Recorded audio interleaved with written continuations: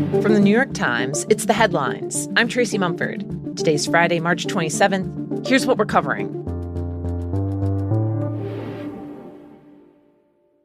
As the war with Iran hits the 4-week mark, fuel prices are high. The flow of oil from the Gulf remains largely cut off.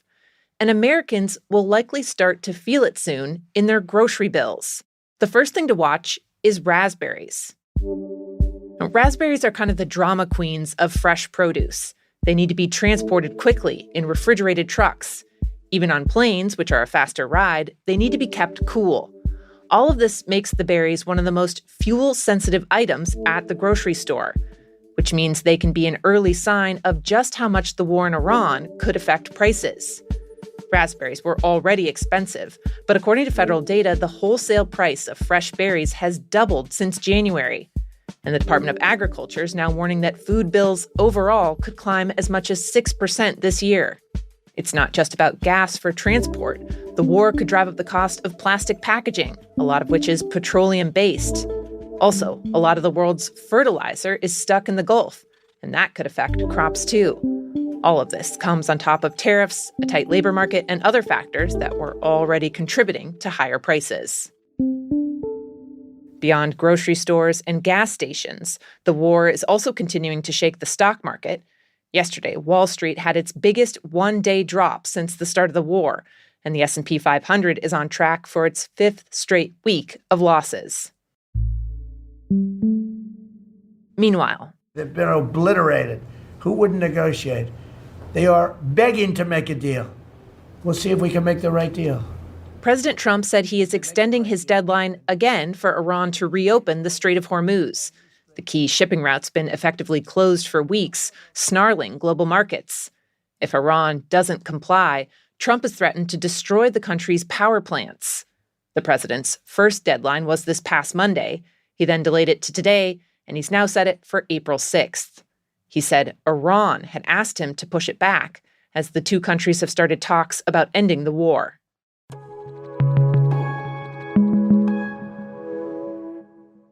For almost 6 weeks. Many arrived at the airport this morning 3-4 hours early. There has been growing chaos at American airports, with 50,000 TSA workers going unpaid, as senators have sparred over funding for the Department of Homeland Security. Lines still snaking through baggage claim and out the door. And of course, but just after 2 a.m., the Senate passed a funding measure that would cover most parts of the department, the T.S.A., along with FEMA and the Coast Guard. The bill has one clear exception, though. No new money for ICE or Border Patrol. Those DHS agencies have been at the center of the fight, with Democrats refusing to fund them without restrictions on agents. The legislation is now headed for a vote in the House, which is expected to happen this morning. Before the vote, President Trump surprised many when he posted on social media that he had a plan to pay TSA agents. He said he was going to order the DHS secretary to do it. Trump offered no details about where the money would come from, and it's unclear why, if this was an option, he waited more than a month to help get the TSA agents paid. And one last update on the administration. The Treasury Department has announced that starting later this year, President Trump's signature will appear on U.S. dollars. For more than a century, American currency has been signed by the Treasury Secretary and the U.S. Treasurer. Now, Trump's autograph will replace the Treasurer's, making him the first sitting president to ever have his signature on the bills. The Treasury Department said the move was being made in honor of the country's 250th birthday this year. And it's the latest in a string of examples of Trump effectively rebranding national institutions. He's added his name to the Kennedy Center. There's been an effort to rename Washington's Dulles Airport after him. And Trump has pushed the idea of minting a $1 coin with his face on it.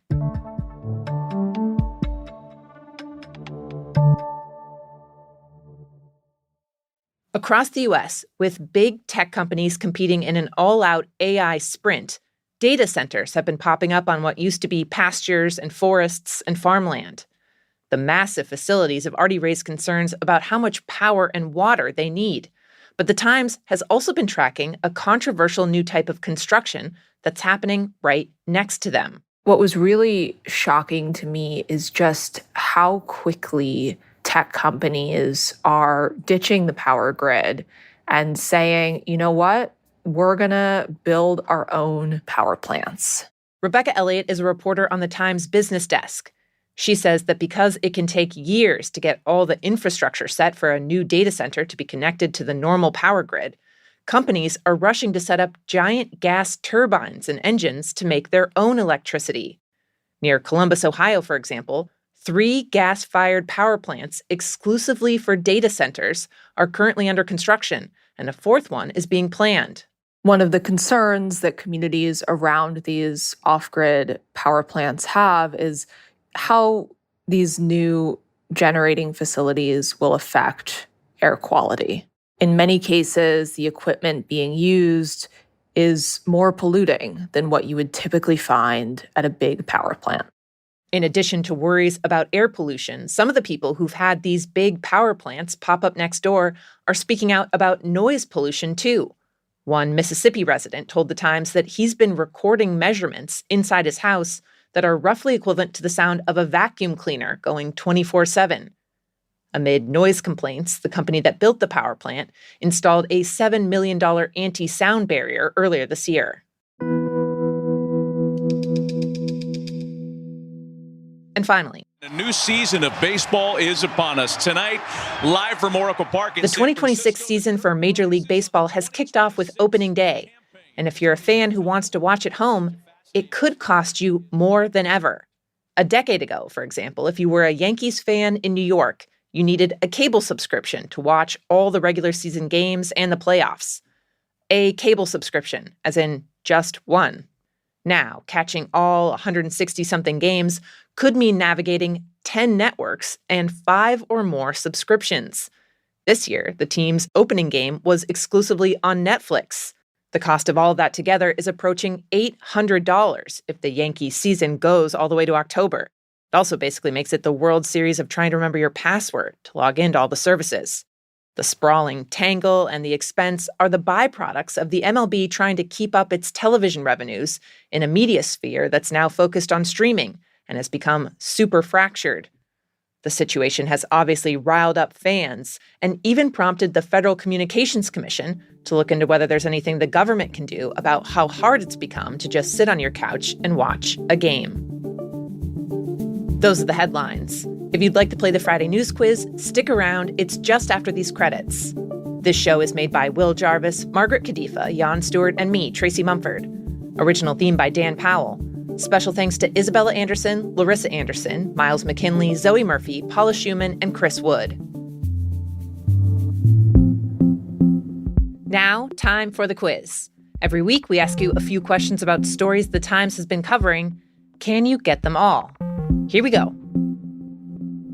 Recently, a number of countries around the world have been putting out urgent announcements. Sri Lanka said every Wednesday will now be a national holiday, telling people not to work. South Korea is urging people to start riding their bikes more. And Egyptian media has reported that there will be a 9 p.m. curfew going into place for restaurants and stores. Your question, what's causing this flurry of new guidelines? The answer? It's the energy crisis caused by the war in Iran. With oil and gas exports from the region largely cut off, countries across the globe are trying to figure out how to cut back. Some of the suggested restrictions are intuitive, drive less, carpool, but some are highly specific. One of South Korea's 12 recommendations is to only use your vacuum cleaner on the weekend. Okay, next up. Live from London! This past weekend, Saturday Night Live jumped the pond with a new British version of the sketch show. The cast is British, the writers are British, and unsurprisingly, they're trying a lot of British impressions. Before we commence, there is a mystery I should like to solve. That was Agatha Christie, played by T.S.A, who was hosting the premiere. Your question, can you ID this impression from the show's cold open? Hi, Donald. I'm afraid I can't go to war with you. But that doesn't mean we can't still be chums. Who is this an impression of? We'll play a little more here. I know how badly you want to start World War III, and that's great. Absolutely do that. But we can't. The answer? That's supposed to be a very awkward Prime Minister Keir Starmer, nervously dialing up President Trump. Whether SNL's style will catch on with British audiences is still an open question. They've only greenlit 8 episodes to start. But the Starmer sketch did make an impression back in the US, where Trump himself shared it on social media. And last question. The Times has a series called Overlooked, which features obituaries of remarkable people whose deaths originally went unreported in the Times. There's so much fun for everyone. In the latest one, my colleagues covered the life of Eleanor Abbott, the creator of a very famous board game. Will you be the first to my castle? She designed the colorful game during an outbreak of polio in the 1940s. She wanted to give all the kids stuck in the hospital something to take their minds off their dreary surroundings. What game did she create?